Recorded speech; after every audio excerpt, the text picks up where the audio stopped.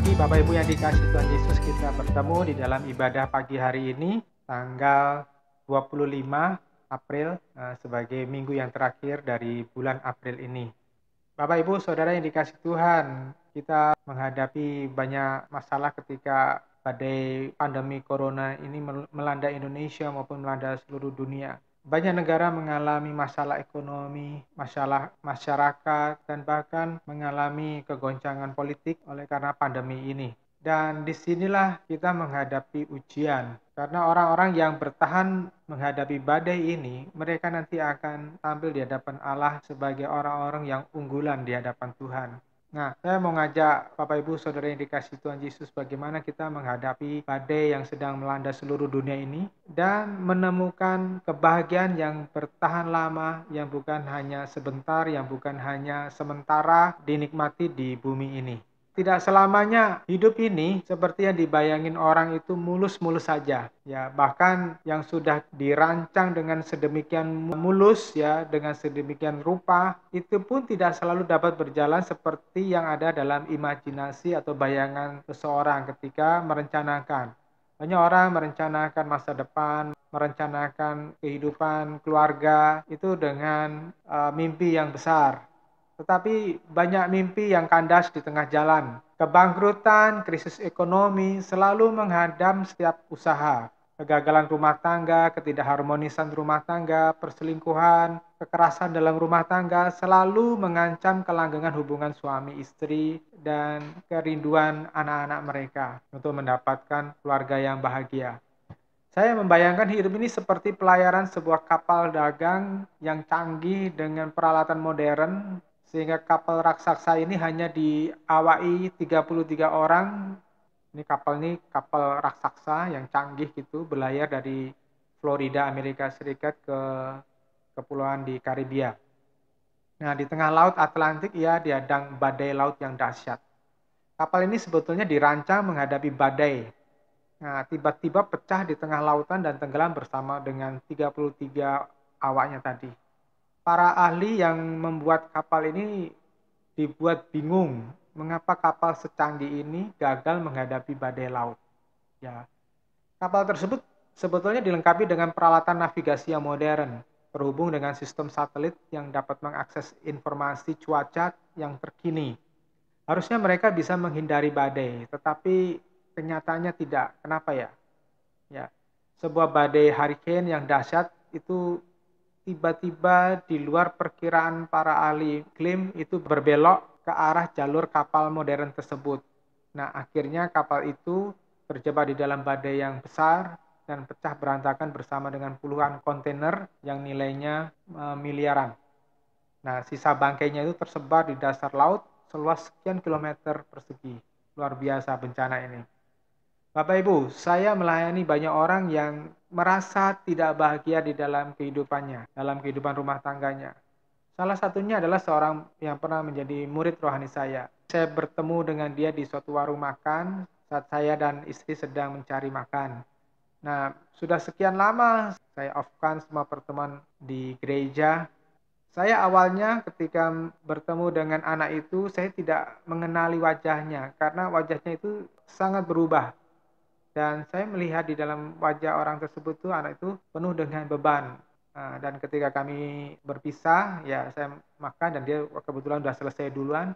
Kemudian saya WA dia dan saya tanya di dalam WA itu apakah kamu sedang menghadapi beban berat. Saya menulis WA tersebut terus kemudian dia menjawab seperti yang saya tebak, yaitu bahwa jawabannya adalah iya, dia berbeban berat. Nah, saya bertemu dengan banyak orang muda, baik laki-laki maupun wanita, mereka berusaha mengejar kebahagiaan dengan berbagai cara, dan sangat jarang bahkan hampir tidak ada anak muda zaman sekarang yang mencari kebahagiaan bersama dengan Tuhan. Mereka mencari kebahagiaan sesuai dengan apa yang ada di dalam pikirannya sendiri. Nah, saya temukan nilai yang dijadikan standar kebahagiaan atau dasar kebahagiaan tidak jauh dari kesenangan hidup, kecantikan, dan pemenuhan kebutuhan materi. Intinya tidak lebih dari keinginan daging, keinginan mata, dan keangkuhan hidup yang kita baca berkali-kali di dalam 1 Yohanes pasal 2 ayat yang ke-15 dan 16. Misalnya ya, banyak orang muda Kristen yang saya kenal, mereka itu keburu nafsu dengan lawan jenisnya atau pacarnya, tidak peduli agama atau kepercayaan pasangannya itu apa, Kristen atau bukan Kristen, ataupun kalaupun dari kalangan Kristen pun mereka juga tidak peduli, tidak memberi perhatian sungguh-sungguh apakah pasangannya itu benar-benar takut akan Tuhan apa tidak. Ya, pasangannya itu benar-benar memiliki sifat Kristus apa tidak, atau bahkan kadang-kadang mereka itu nyelonong aja walaupun tahu bahwa pasangannya itu sebetulnya karakternya atau sifatnya itu dikategorikan buruk. Nah, tetapi anak-anak muda ini baik laki-laki maupun wanita itu bisa loh tinggalkan kesetiaannya kepada Tuhan Yesus demi pasangan hidup, demi pacarnya tadi. Sepertinya tidak ada laki-laki lain atau wanita lain yang lebih baik daripada yang mereka sedang pacari tersebut, dan sepertinya hanya dengan dialah kebahagiaan itu bisa diraih. Mereka berpikir mereka bisa bahagia dengan pasangan itu selama-lamanya. Ada yang berani melawan nasihat orang tua, apalagi nasihat gembalanya yang merupakan orang lain. Saya sudah terlalu sering ya dicuekin dengan orang-orang yang tersebut itu, dan nasihat saya dianggap sebagai angin lalu saja. Anak-anak muda yang tidak berpengalaman ini selalu merasa bahwa mereka bisa mengatasi masalahnya sendiri, mereka berpikir bahwa mereka itu benar sendiri dan mereka bisa meraih kebahagiaan dengan cara mereka sendiri. Apa yang terjadi kemudian? Tidak butuh waktu lama saya membuktikan prediksi saya. Mereka akan mengeluh, mereka akan merasa tidak bahagia, mereka kecewa dengan pasangannya. Ada 1001 alasan yang mereka kemukakan ketika mereka kecewa, ketika mereka sedih. Ada yang berkata bahwa pasangan mereka egois ternyata, ada yang berkata keras kepala, atau pasangannya itu ternyata pemalas, tidak pandai mencari uang, atau cerewet, dominan, tidak mau ngalah, tidak mau terima masukan, bahkan ada yang kasar, tukang pukul, berkebiasaan buruk lainnya seperti tukang judi, tukang selingkuh, atau pasangannya itu pemboros, tukang belanjain yang tidak perlu-perlu, atau punya sifat yang tidak jujur, ya gampang sekali untuk bohong, menipu, bahkan berselingkuh ya. Atau mungkin secara fisik, misalnya pasangan sudah tidak gagah lagi, tidak cantik lagi, sudah keriput, sudah loyo, dan lain-lain. Ya, sepertinya cinta yang menggebu-gebu di awal percintaan mereka, waktu mereka sedang berkenalan itu ya, sudah hilang tersapu badai kehidupan. Saya katakan apa yang dikejar orang-orang muda ini ternyata tidak dapat dicapai sepenuhnya dan tidak dapat mengalami endurance ya, bertahan lama, atau akan gampang tenggelam dalam waktu yang tidak terlalu lama. Nah, Bapak Ibu Saudara, ternyata perkawinan ala cerita Cinderella ini atau Snow White tidak berlangsung lama dan bahagian ternyata cepat berlalu. Ketika kebutuhan ekonomi mulai mencuat, ketika karakter-karakter negatif yang lama itu mulai muncul kembali. Nah, Bapak Ibu, seganteng-gantengnya seorang pria di mata seorang gadis, secantik-cantiknya apapun seorang gadis di mata sang pria, sekaya apapun calon pasangannya, suatu saat mereka bisa mengecewakan. Banyak gadis terpesona dengan kekayaan pria-pria dari anaknya orang-orang kaya. Mereka berpikir akan bisa menikmati kekayaan sampai tua. Tetapi kenyataannya banyak anak-anak yang berasal dari kalangan orang kaya itu tidak dapat bekerja dengan baik, apalagi memberi kebahagiaan secara materi yang langgeng ya. Biasanya di tengah jalan ketika orang tuanya sudah nggak ada, maka hartanya habis. Maka dari semua pengalaman banyak orang, saya mau mengingatkan bahwa jatuh cinta itu jangan sampai membutakan mata rohani kalian. Ya, tetapi tetap harus rasional. Ya, jatuh cinta boleh, tetapi harus rasional.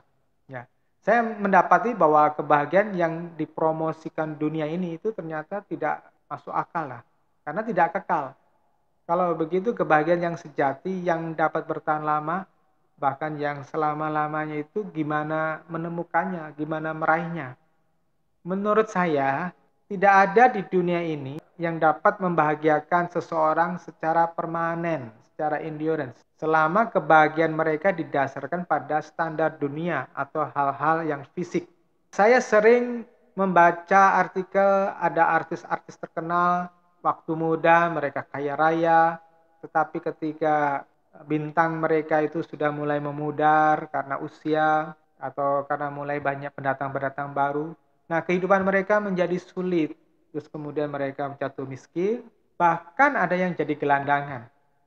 Saya juga sering membaca ada orang-orang kaya, orang-orang yang punya jabatan tinggi, usahawan, yang biasa berfoya-foya ketika masih muda, ketika masih berkuasa. Tapi kekayaan mereka nggak tahan lama. Lalu untuk menyambung hidup di bumi ini, mereka menjadi sangat miskin dan mereka harus hidup susah berjuang keras. Ada orang yang punya banyak uang tetapi tidak bisa menikmati kekayaannya karena ia digerogoti penyakitnya, karena pada waktu masa muda dia nggak bisa mengelola cara makan yang benar.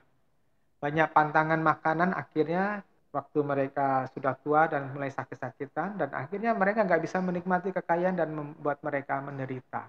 Bapak Ibu, saya berikan sebuah contoh kisah yang disaksikan oleh seorang hamba Tuhan.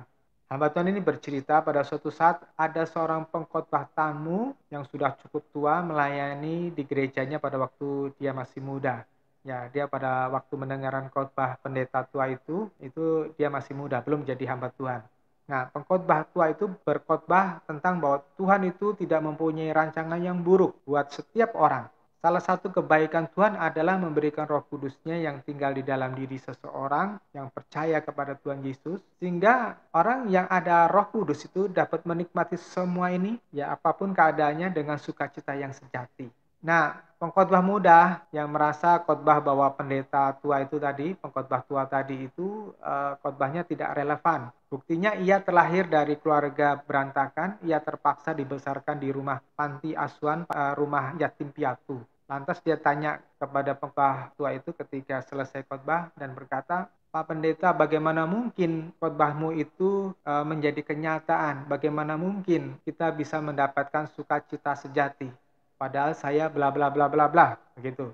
Lalu pengkhotbah tua itu berkisah, "Dahulu saya bukan orang yang sungguh-sungguh percaya kepada Tuhan, tetapi saya memiliki seorang istri yang sangat menghormati Tuhan, mengasihi Tuhan, tekun berdoa, membaca firman Tuhan, dan suka memuji Tuhan dengan nyanyian-nyanyian rohani. Hatinya sangat baik, boleh dikatakan tak ada cacatnya sebagai wanita. Seorang wanita yang murah senyum dan sabar, itulah istri saya pada waktu itu." Kemudian pengkhotbah tua itu melanjutkan, "Suatu saat istri saya didiagnosa sakit yang tidak tersembuhkan, dan kata dokter sakitnya akan membuatnya sangat menderita. Dan memang demikian, waktu berganti waktu, ya istri saya mengalami rasa sakit dan kesusahan yang luar biasa. Tetapi yang luar biasanya, istri saya tidak pernah mengeluh.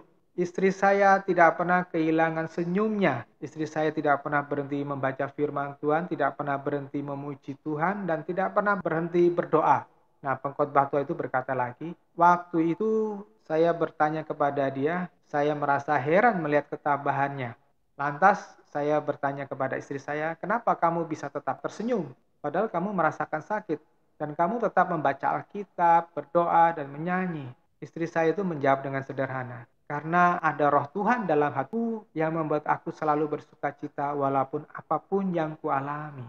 Nah, sejak saat itu saya tertegur dalam hati saya dan saya mencari Tuhan. Tuhan yang disembah oleh istri saya yang sanggup memberikan sukacita walaupun apapun yang dialami."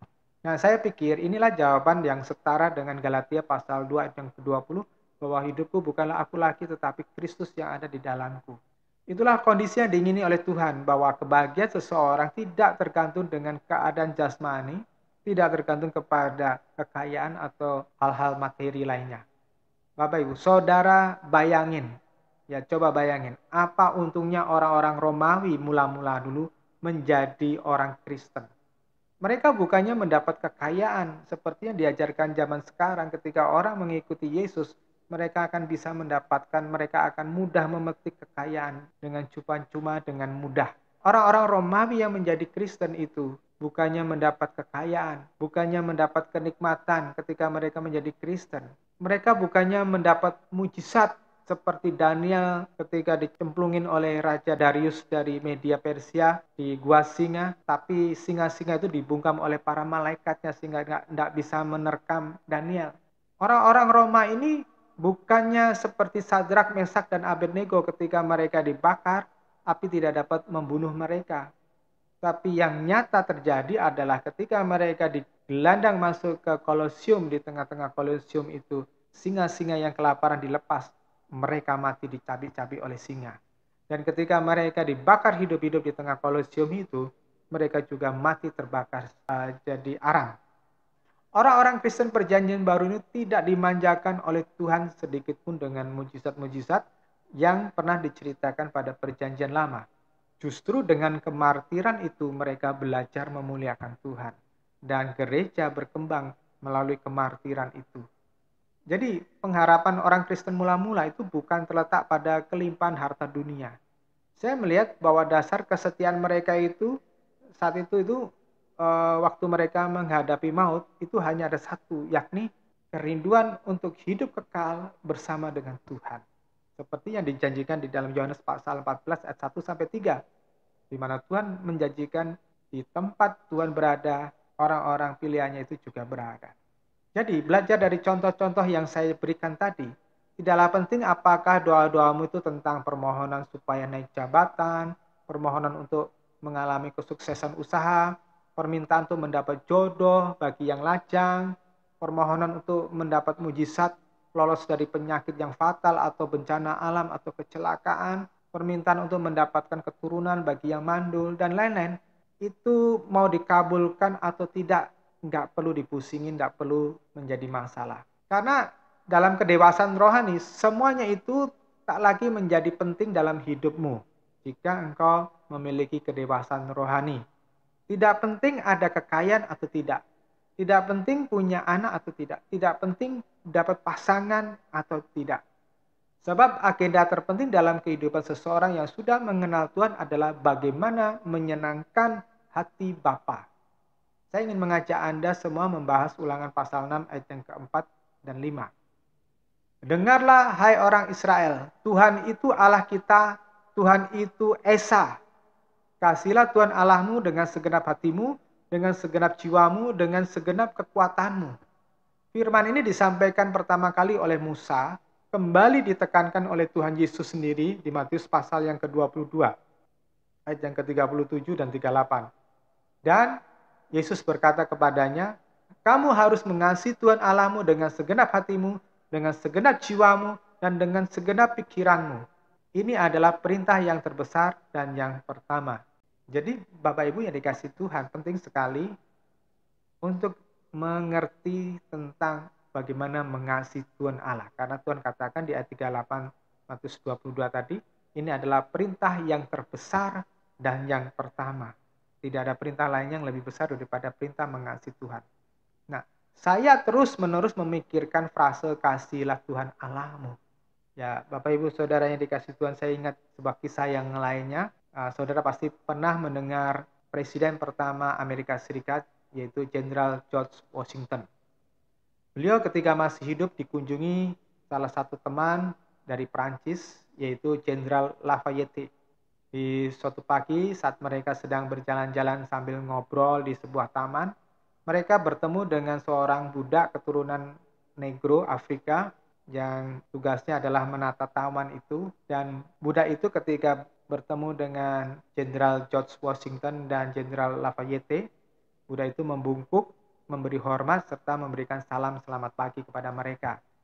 Di luar dugaan, Jenderal George Washington itu melepaskan topi seperti kebiasaan orang-orang Eropa, menghormati orang lain itu melepaskan topi dan membungkuk sambil mengucapkan selamat pagi kepada budak tersebut.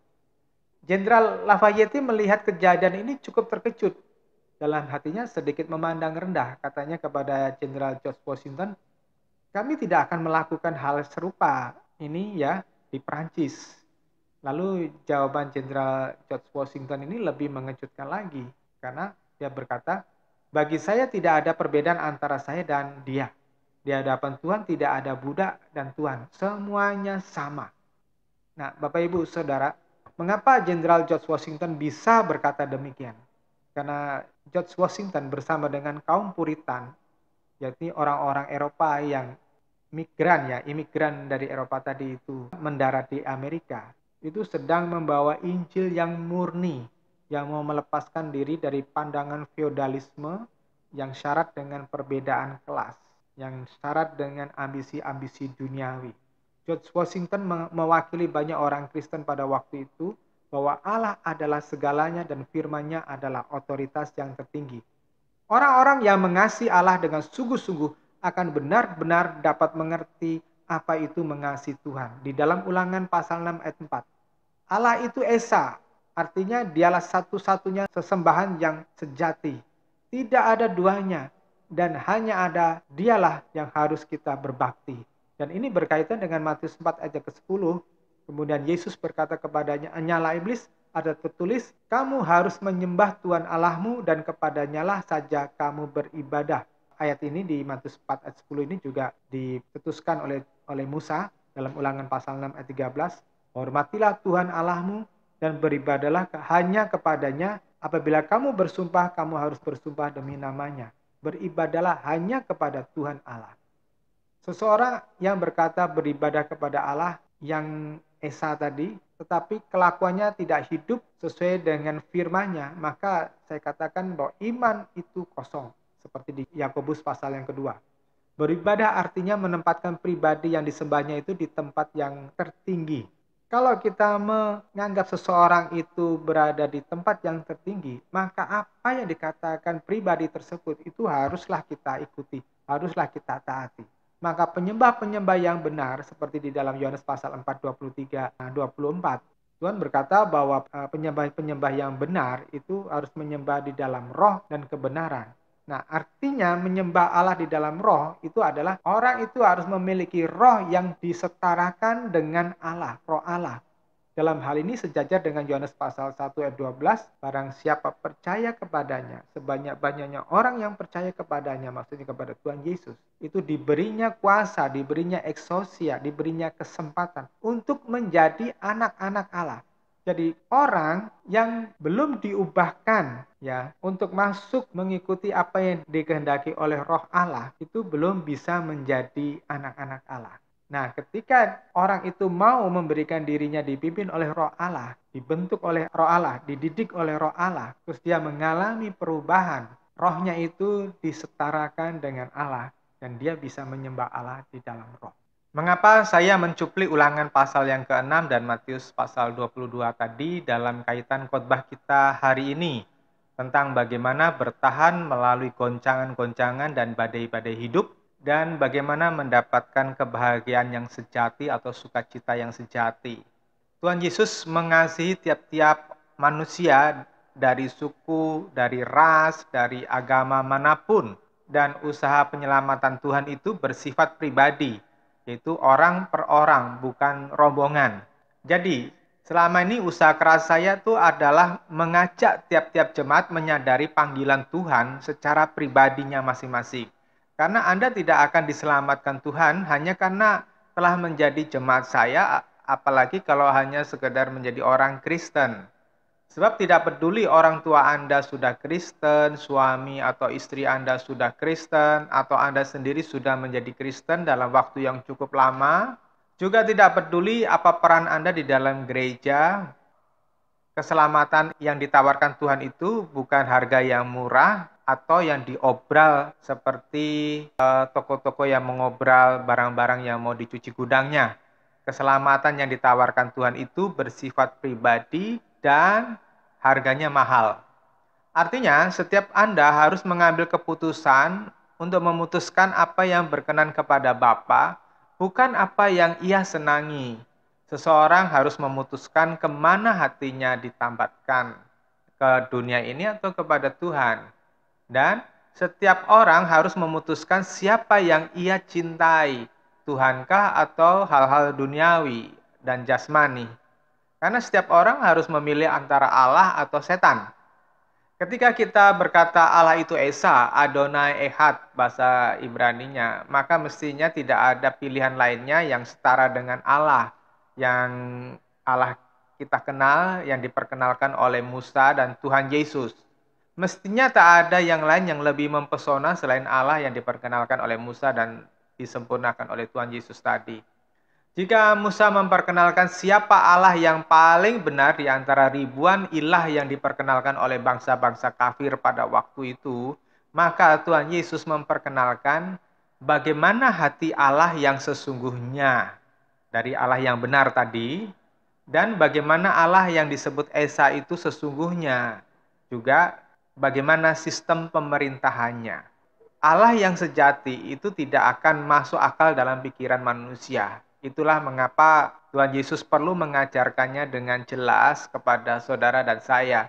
Jika Allah itu dapat dimasukkan dalam akal budi atau pikiran seseorang, pikiran kita yang sudah pasti sudah tercemar dengan dosa ini dan banyak kerusakannya, banyak infiltrasi, banyak kontaminasi dari dunia ini, maka tentu ia bukan Allah yang sebenarnya karena bisa dimasukin dalam otak kita yang segede bakpao ini. Ya, itulah sebabnya saya mengajak Anda benar-benar merasakan keesaan Allah yang tidak ada bandingannya dengan proporsi yang benar. Lalu di Matius pasal 22 ayat 37 dikatakan, "Kasihlah Tuhan Allahmu dengan segenap hati, segenap jiwa, dengan segenap akal budi." Kalau di Ulangan pasal 5 ayat yang ke-6, dengan segenap kekuatanmu. Maksudnya apa? Anda tidak akan bisa mengerti keesaan Tuhan Allah kita secara tepat jika Anda tidak mencintai Beliau. Mencintai Tuhan itu sangat berbeda jika hanya sekedar beragama Kristen atau aktif di lingkungan gereja atau sekedar melaksanakan liturgi ibadah atau sekedar tidak berbuat kriminal atau tidak berbuat jahat secara moral di masyarakat. Nah, mencintai Tuhan adalah satu keberanian menyerahkan hidup sepenuhnya buat mengabdi kepada Tuhan. Menurut saya, pengalaman Rasul dan jemaat-jemaat mula-mula, yaitu gereja mula-mula adalah gambaran yang mendekati sempurna tentang apa artinya mencintai Tuhan. Cinta mereka itu dibuktikan dengan keberanian mati, tetapi tidak melawan pemerintah yang berlaku pada waktu itu. Mereka dibunuh dengan sadis, mereka diburu seperti binatang, tetapi mereka tidak membalas. Kita mencatat ada banyak kaisar-kaisar Romawi yang memperlakukan orang-orang Kristen dengan sangat kejam. Seseorang bertanya kepada saya, bagaimana saya bisa begitu taat kepada Tuhan atau setia mengerjakan pelayanan ini walaupun sesibuk-sibuknya saya. Nah, saya katakan, saya mau melakukan semuanya itu, saya tidak menggenggam uang saya erat-erat, dalam arti pelit, tidak terpikirkan dalam otak saya untuk mencari kesantaian atau meninggalkan tanggung jawab melayani orang yang membutuhkan pelayanan, atau bungkam untuk bersaksi kepada orang-orang yang terhilang jika ada mempunyai kesempatan. Ya, walaupun ada aktivis-aktivis gereja atau bahkan pendeta-pendeta yang dengan mudah meninggalkan pelayanan, tetapi saya tidak sanggup untuk melakukan semuanya itu. Kenapa? Karena saya terlalu mencintai Tuhan. Dan yang kedua, saya tidak ingin mengecewakan atau mendukakan Tuhan. Saya tidak mungkin mengecewakan Tuhan yang telah berkorban untuk menebus saya, lalu saya dengan seenaknya pergi gitu atau semaunya sendiri. Nggak bisa itu. Saya tidak bisa keluar dari panggilan ini. Saya tidak bisa dan saya juga tidak mau keluar. Tuhan terlalu berharga bagi saya, melebihi semua harta kekayaan, melebihi segala kenikmatan dunia ini, melebihi tawaran-tawaran dunia ini. Nah, ini kesalahan banyak orang. Biasanya mereka beranggapan bahwa mengecewakan atau mendukakan Tuhan itu sebatas misalnya berbuat dosa atau tepatnya melanggar hukum Tuhan. Misalnya melakukan hal-hal yang haram seperti dengan melakukan kejahatan, membunuh, mencuri, menipu, melakukan kekerasan rumah tangga, pelecehan seksual, dan tindakan-tindakan pelanggaran moralitas seperti tidak menghormati orang tua, kurang ajar kepada orang tua atau kepada orang yang dituakan seperti guru, gembala, ya, atau pelanggaran moralitas lainnya melakukan perzinahan, perselingkuhan, suka berkata-kata yang kasar, suka bertengkar, tidak sopan, pemalas, penggosip, pemfitnah, dan lain-lainnya. Atau tindakan-tindakan yang buruk yang berkaitan dengan karakter maupun kebiasaan seperti tukang mabuk, tukang pejudi, pemadat narkoba, kenakalan remaja, sifat pemarah, sifat iri hati, sifat sombong, dan lain sebagainya.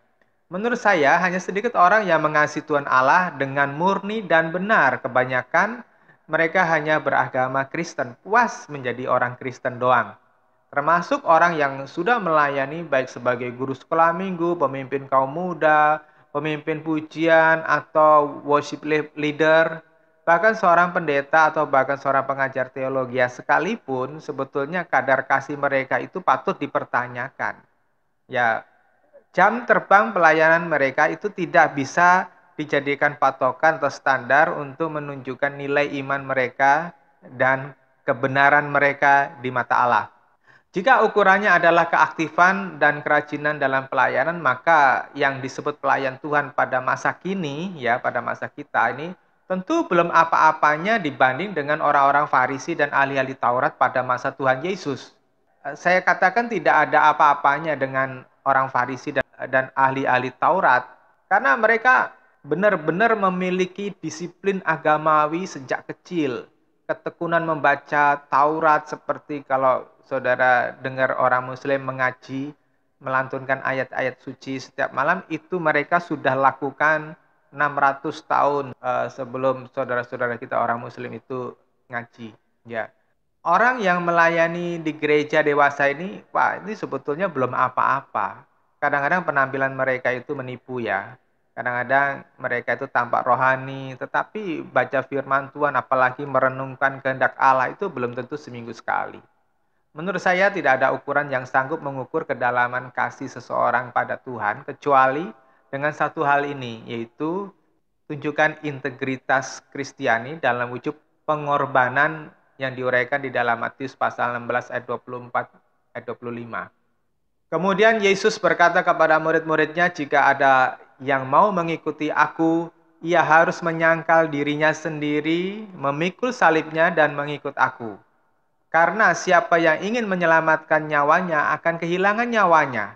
Akan tetapi siapa yang kehilangan nyawanya karena aku, ia akan mendapatkannya. Saudara, jelas ini integritas, ini jati diri seseorang yang mau disebut sebagai Kristen, artinya pengikut Kristus. Kristianos. Yesus berkata, ikuti aku, maka kau harus menyangkal dirimu sendiri dan memikul salibmu. Ya. Orang yang tidak mau menyangkal diri, menyangkali apa yang menjadi kesenangannya, menyangkali apa yang menjadi tabiatnya, menyangkali apa yang menjadi karakter buruknya, itu nggak layak di hadapan Tuhan. Apalagi kalau disuruh untuk memikul salib, tanggung jawab untuk bersaksi, tanggung jawab untuk menjadikan dirinya sebagai terang dan garam. Wah, itu masih di awang-awang bagi banyak orang Kristen yang belum lahir baru. Nah, kalau diteropong dengan ayat ini, maka banyak pelayan Tuhan, bahkan pendeta yang masih bolong-bolong, ya. Mengasihi Tuhan itu harus memiliki pengorbanan, waktu, uang, hak kenyamanan, perhatian, harga diri, dan kemampuan menanggung penderitaan. Jadi ketika kita mengalami kesusahan, penderitaan itu kita bisa menanggung nggak? Kita bisa bertahan nggak? Bisa penguasaan diri nggak? Bisa sabar nggak? Maka seorang pelayan seperti WL ya, seorang worship leader, pengkhotbah, pengajar apapun ya, jika ia tidak bersedia menyediakan waktu untuk orang lain, berdoa syafaat, tidak suka membimbing orang lain, ya apalagi kalau cuek bebek pada nasib orang lain, ya saya berani katakan bahwa orang jenis ini hanyalah orang-orang munafik yang pandai berpura-pura dan pandai menarik perhatian orang hanya untuk kepentingan dirinya sendiri. Tapi sebetulnya seperti Tuhan Yesus katakan bahwa itu seperti kuburan yang dilabur putih, ya dalamnya bangkai. Mereka tidak sanggup mengasihi Bapa. Buktinya mereka tidak peduli pada keinginan Bapa yang tertuang di dalam Yohanes pasal 3 ayat 16. Ya karena begitu besar kasih Allah akan dunia ini, maka dikaruniakan anaknya yang tunggal, supaya barang siapa yang percaya kepadanya tidak binasa, melainkan memperoleh hidup yang kekal. Nah, bayangin kalau saudara dan saya itu tidak mau menjadi terang dan garam, bagaimana orang-orang di sekitar kita yang belum mengenal kasih Bapa, yang masih di dalam kegelapan, yang masih terhilang, itu bisa mengenal jalan kebenaran dan hidup yang sesungguhnya di dalam Yesus Kristus. Maka seseorang yang berkata mau mengikuti Tuhan Yesus, maka dia mau nggak mau harus berani menyangkal dirinya dan memikul salib. Ya. Mungkin Anda bertanya, mengapa mereka perlu dipertanyakan kemurnian pelayanannya, maksudnya orang-orang yang telah aktif di dalam kegiatan gerejawi. Bukankah mereka melayani dengan rajin? Saudara, jangan mudah tertipu. Apa yang ada di penampilan luar itu seperti bedak, seperti make up pada wanita. Ya, itu kelihatannya tebal, kulitnya kelihatan mulus, tapi mungkin di dalamnya ada jerawat, ada bopengan karena bekas cacar dan sebagainya. Kalau ukuran kasih diukur sebatas kerajinan di kegiatan gerejawi, maka Tuhan Yesus tidak perlu berkata di Matius pasal 15 ayat 7 sampai 9, "Kamu orang-orang munafik, memang benar nubuatan Yesaya tentang kamu. Bangsa ini menghormati aku dengan mulut mereka, tetapi hati mereka jauh daripadaku. Dan sia-sia mereka menyembah aku dengan mengajarkan perintah-perintah manusia." Maka dalam pelayanan ini saya benar-benar memilih ya, bahwa orang-orang yang hanya senang manggung, ya maksudnya itu mestinya saudara mengerti apa senang manggung itu hanya maunya tampil ya. Orang-orang yang tidak punya hati berkorban, tidak punya hati untuk jiwa-jiwa yang terhilang, tidak peduli nasib orang yang terhilang atau yang belum kenal Tuhan atau yang masih belum lahir baru. Orang-orang yang tidak punya kerendahan hati, orang-orang yang maunya itu jongkok di atas menara Monas. Orang-orang yang maunya hanya happy-happy saja. Ya.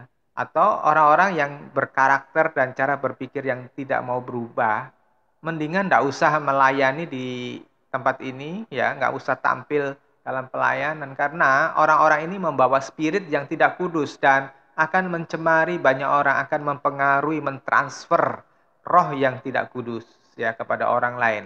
Ya, dan saya telah membuktikan hal ini bagaimana orang-orang ini mengkamiri, mencemari orang-orang lain dan menyesatkan. Menurut yang saya mengerti, setiap orang Kristen harus mempunyai hati melayani orang lain sampai memenangkan jiwanya. Jadi bukan hanya sekedar memenuhi jadwal pelayanan ya. Oleh sebab itu, hati ini harus benar-benar dipertaruhkan kepada Tuhan. Tidak boleh basa-basi. Jika engkau dipanggil menjadi seorang guru sekolah minggu, berikan hatimu sungguh-sungguh kepada Tuhan, maka engkau akan bisa mengerti betapa berharganya seorang anak kecil yang sedang engkau ajar. Itu berharga di mata Tuhan. Sampai-sampai Tuhan mengatakan jika ada orang yang menyesatkan seorang anak kecil ini ya, itu lebih baik batu kilangan itu diikatkan di lehernya terus kemudian dicemplungin di laut. Itu menunjukkan apa? Betapa berharganya seorang anak-anak, jiwa anak-anak, dan betapa marahnya Tuhan jika kita menyesatkan orang lain, menyesatkan anak-anak tadi. Nah, di dalam Yohanes pasal 13 ayat 13 sampai 15 Tuhan katakan, "Kalian menyebut aku guru dan juga Tuhan, itu tepat karena aku memang guru dan Tuhan. Jika aku yang adalah Tuhan dan gurumu telah membasuh kakimu, kamu pun harus saling membasuh kakimu.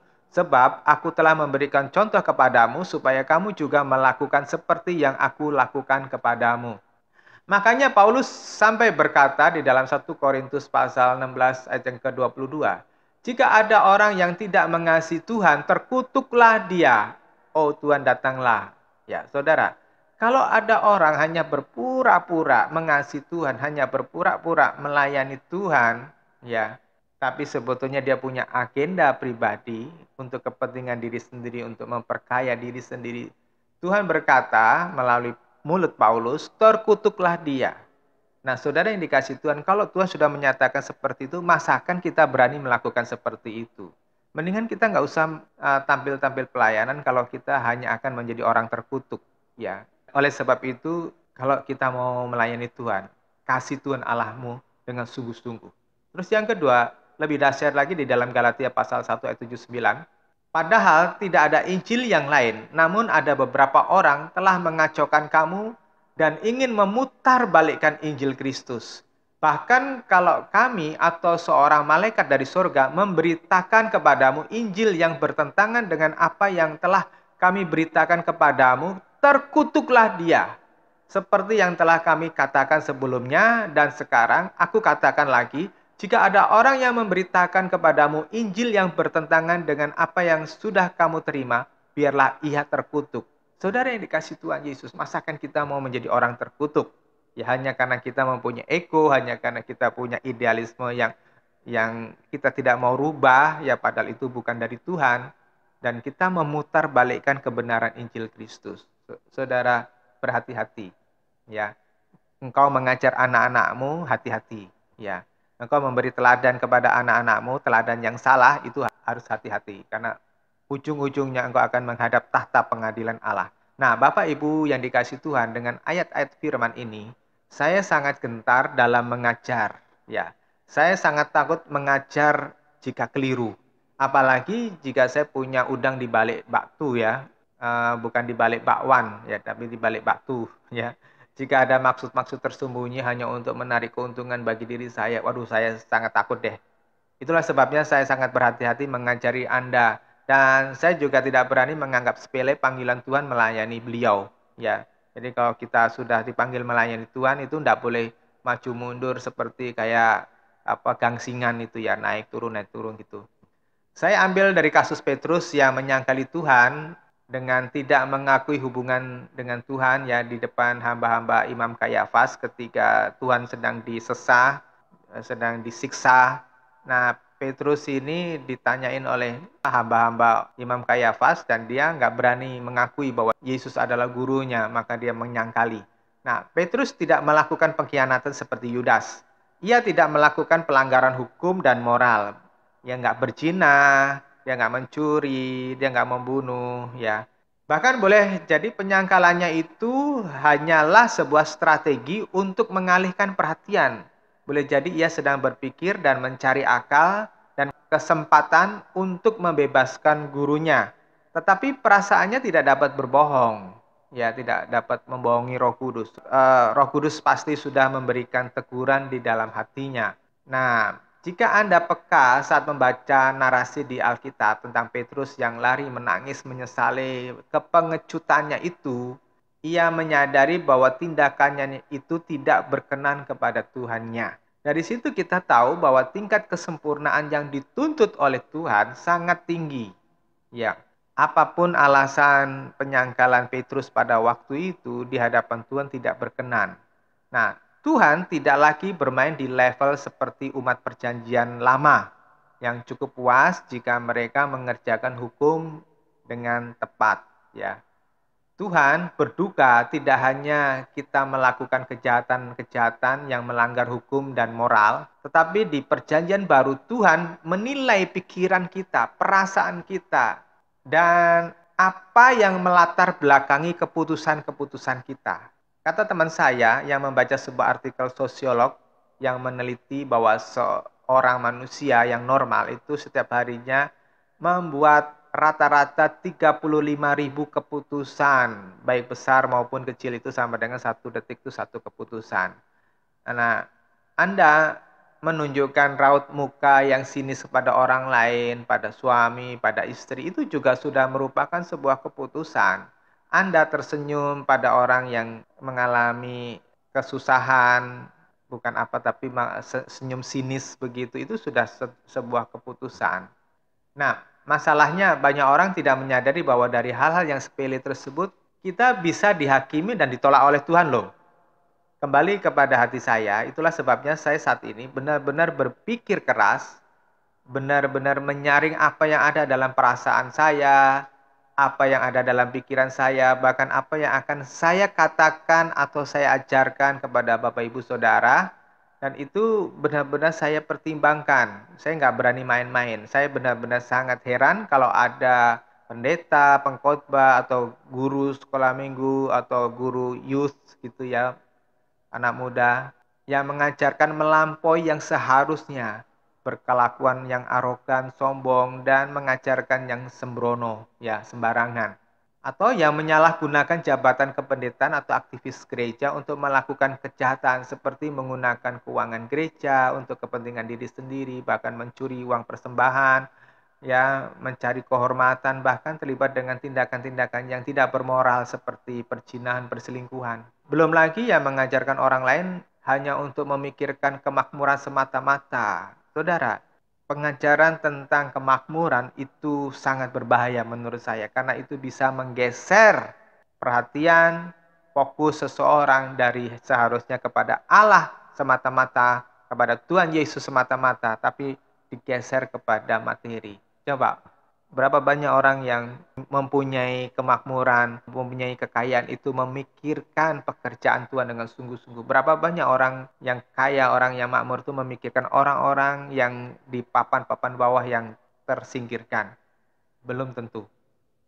Belum tentu ada 10% di muka bumi ini. Ya. Belum tentu ada orang-orang seperti Bunda Teresia. Ya, menurut saya orang-orang ini tidak pernah memikirkan penghakiman Allah yang keras. Ya, saya tidak akan berani menurunkan kekerasan Allah sampai ke tingkat yang tidak bertanggung jawab. Maksudnya menggampangki Allah, menganggap bahwa penghakiman Allah itu lembek gitu ya. Saya nggak berani. Maksud saya jangan sampai saya mengajarkan sesuatu yang membuat Anda menyepelekan Tuhan atau menganggap bisa mengatur Allah, dan itu kurang ajar sekali. Saya akan tetap konsisten mengajari Anda punya rasa takut dan hormat kepada Allah. Kita bisa mendukakan Tuhan dengan ajaran kita, dengan kelakuan kita, dengan pikiran kita, dengan perkataan kita. Itulah sebabnya Alkitab mengajarkan di 1 Korintus pasal 4 ayat 5 sampai 7. Karena itu janganlah menghakimi sebelum waktunya, yaitu sebelum Tuhan datang. Ia akan menerangi juga apa yang tersembunyi dalam kegelapan, dan ia akan memperlihatkan apa yang direncanakan di dalam hati. Maka setiap orang akan menerima pujian dari Allah. Saudara-saudara, kata-kata ini aku kenakan pada diriku sendiri dan pada Apolos, karena kamu supaya dari teladan kami, kamu belajar apakah artinya ungkapan, jangan melampaui yang ada tertulis, supaya jangan ada di antara kamu yang menyombongkan diri dengan jalan mengutamakan yang satu daripada yang lain. Saya bisa memastikan jika Anda dapat mencintai Tuhan sedemikian rupa, Anda punya kesadaran untuk ingin menyenangkan Tuhan. Saya yakin Anda akan melihat dunia ini dengan cara yang sangat berbeda. Anda tidak akan tergantung untuk dipuaskan oleh dunia ini. Lebih lagi, Anda tidak mudah kecewa dengan kesulitan-kesulitan, kekacauan-kekacauan, kebangkrutan-kebangkrutan yang Anda hadapi. Anda tidak akan kecewa dengan berantakan rumah tangga, dengan pengkhianatan suami atau istri, atau anak, atau rekan sekerja. Ya, saudara akan bisa mengendalikan diri dan tidak mudah kecewa. Seorang teman saat melalui sesi-sesi konseling bersama dengan saya selama 4 bulan secara intensif, berkata bahwa ia mudah menerima firman yang saya bagikan, ia bisa menghafal ayat-ayat yang saya bagikan, tetapi ketika tinggal melaksanakan, ketika tinggal menerapkan, ketika menghadapi kejadian-kejadian tertentu, misalnya ketika antrian di pompa bensin, tiba-tiba dipotong orang yang kurang ajar itu dan tidak mau mengantri ya, memotong mobilnya dia dengan begitu tiba-tiba. Nah, di situ pengendalian rasa dongkol adalah masalah pergumulan tersendiri. Ya, saya tidak menampiknya bahwa tidak mudah menghadapi situasi-situasi yang mengusik hati dan harga diri. Nah, saya memberikan ilustrasi seperti seorang pemain olahraga, misalnya pemain sepak bola. Setelah berlatih keras yang terus-menerus, maka kakinya akan timbul refleks menjadi sangat lincah sehingga dapat menggiring bola dan memanfaatkan setiap kesempatan untuk membuat gol. Demikian juga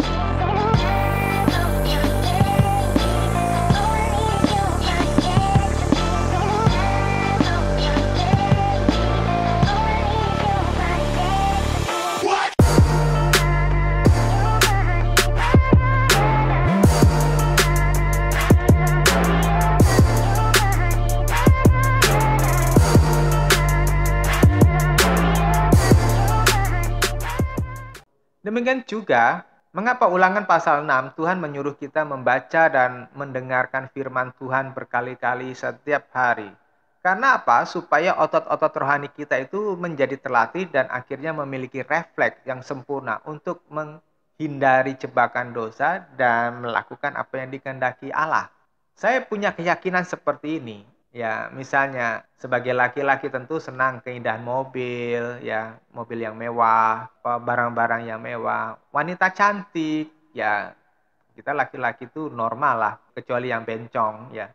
Tetapi dengan latihan yang terus-menerus sejak muda, saya dapat mengendalikan diri untuk tidak tertarik dengan hal seperti itu. Saya punya kesempatan untuk berselingkuh karena saya banyak bertemu dengan wanita-wanita muda yang cantik. Tetapi saya selalu diingatkan Tuhan akan Tuhan, ya, yang saya nggak mungkin mau mendugakan beliau, juga istri dan anak yang menanti di rumah itu yang menjaga saya. Kenapa sampai hari ini saya tidak berselingkuh? Saya punya kesempatan untuk dendam pada orang-orang yang merugikan saya, yang menipu saya secara finansial, ya, atau di dalam hal yang lainnya. Tetapi seperti 1 Korintus pasal 4 ayat ke-5 tadi, saya selalu diingatkan bahwa penghakiman itu bukan hak saya, jadi ya saya lepaskan aja. Ya, maka saya menghindari hal-hal yang seperti itu yang tadi saya sampaikan itu bukan karena saya orang baik, ya. Karena saya nggak perlu berselingkuh, saya nggak perlu hidup mewah-mewah, saya nggak perlu cari senang sendiri, saya tidak perlu meluapkan emosi. Ya, itu mudah. Karena apa? Kebahagiaan saya bukan lagi ditentukan oleh kekayaan atau kesenangan seksual semata-mata. Saya cukup bahagia jika saya dapat mengerjakan apa yang diingini oleh Tuhan. Yakni saya dapat mengerjakan tanggung jawab yang semestinya saya harus kerjakan. Jika Anda membaca Matius pasal 16 ayat 24 tadi, lalu Yesus berkata kepada murid-muridnya, setiap orang yang mau mengikut aku, ia harus menyangkal dirinya, memikul salibnya dan mengikut aku. Artinya Anda masing-masing harus menyadari salib apa yang Anda harus pikul. Jangan lepaskan salib yang harus Anda pikul. Kenapa? Karena itu tanggung jawabmu. Ya, jangan jadi cengeng dan manja. Misalnya jika Anda harus menginjili seseorang, maka Anda harus lakukan tanpa berkeluh kesah atau menunda-nunda. Saya kenal ada seorang wanita yang sudah cukup tua, yang tidak pernah bosan-bosan menginjili teman-temannya. Saya mengagumi beliau, ya dia sering curhat dengan saya ketika dia punya masalah-masalah gitu ya. Saya pikir beliau ini adalah seorang yang saya sebut sebagai wanita perkasa, ya. Walaupun ada banyak masalah dalam hidupnya, tapi terus dia melayani Tuhan dengan membagikan kesaksian hidupnya kepada teman-temannya yang belum mengenal Tuhan. Saya kenal seorang yang muda, yang dahulu track record-nya itu jelek, tetapi ketika ia bertobat dan memberi hidupnya kepada Tuhan, ya saat ini, sekalipun ia hanya menjadi pengusaha kecil-kecilan, tetapi ia selalu mengirimkan foto-foto orang yang ia saksikan, yang ia injili. Nah, dari foto-foto itu yang dikirimkan kepada saya dapat terus berdoa untuknya dan orang-orang yang dilayaninya. Saya bilang ini anak muda yang sangat jarang, mungkin 1 banding 1000 di Indonesia ini. Ya, di antara orang-orang Kristen di Indonesia. Misalkan yang lainnya, Anda punya harta, punya kemampuan finansial, Anda dipanggil untuk menolong orang, maka lakukanlah itu dengan rela hati. Jangan pelit, ya. Harta ini nggak akan dibawa sampai mati kok, gitu. Nggak akan dibawa ke sorga. Saya mempunyai seorang sahabat, beliau seorang ahli bedah yang pernah menjadi direktur sebuah rumah sakit yang terkenal, ya. Tidak terhitung jumlah jemaat yang tidak mampu yang saya kirim ke rumah sakit beliau untuk dioperasi oleh tangannya, tetapi tidak membayar. Ya, dan dokter itu tidak hanya melakukan untuk orang-orang miskin yang saya rekomendasikan, tetapi beliau juga banyak menolong orang-orang lainnya. Hatinya itu penuh belas kasihan, ya tanpa pura-pura. Nah, bagaimana dengan Anda? Saya sudah sering mengatakan bahwa Anda tidak perlu menunggu jadi kaya dahulu untuk bisa melayani Tuhan. Ketika engkau tidak punya apa-apa, engkau masih bisa melayani Tuhan. Saya memberi hidup saya kepada Tuhan sejak saya masih sangat miskin. Saat saya benar-benar tidak punya apa-apa selain sekoper pakaian yang saya bawa ketika saya keluar rumah. Dan sampai hari ini pun tidak terpikirkan mau menjadi kaya raya hanya untuk menyenangkan diri sendiri. Yang ada di dalam otak saya cuma satu, menyenangkan Tuhan, melayani Tuhan. Memang saya melihat betapa sulitnya generasi muda saat ini untuk memberikan hidupnya pada Tuhan. Banyak orang muda lebih tertarik kepada hura-hura, pada pengejaran materi, pada prestasi, pada sesuatu yang membanggakan diri, harga diri, ya. Dan yang lebih parah jika itu hanya sebatas pada kepuasan seksual. Demikian juga banyak orang yang sepantaran dengan saya yang sudah sulit dibentuk atau diajar karena cara berpikir dan karakter mereka yang sudah membatu.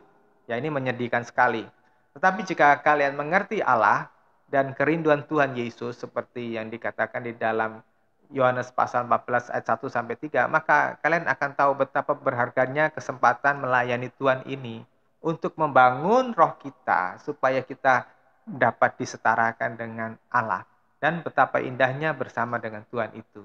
Nah, menutup khotbah ini saya mau bertanya kepada Anda, apakah Anda sudah sungguh-sungguh mengasihi Tuhan atau belum?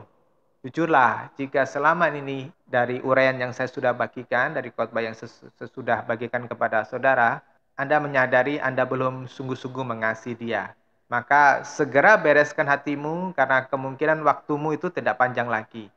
Nah, berjuanglah untuk engkau bisa memberikan hidupmu sepenuhnya buat Tuhan.